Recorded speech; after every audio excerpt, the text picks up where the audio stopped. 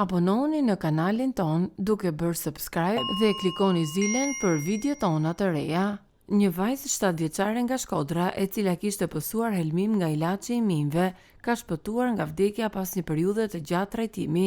Pas 10 ditësh në terapi intensive në reanimacionin e pediatrisë në QSUT, mjekët arritën të mbajnë në jetë vajzën e mitur. 7 vjeçaria e helmuar aksidentalisht nga ilaçi ishte në gjendje kritike për jetën dhe kërkoi kujdes të menjëhershëm mjekësor. Pas një periudhe të gjatë lufteje me jetën, familja dhe mjekët janë gëzuar për shpëtimin e vajzës, që tani po kalon një periudhë të shërimit dhe monitorimit. Ky shpëtim ka sjellë dritë dhe shpresë për familjen, e cila është bërë me një tjetër vajzë që ka mundësinë të kthehet në shtëpi e të vazhdojë jetën. Për më shumë, klikoni në video tona të reja.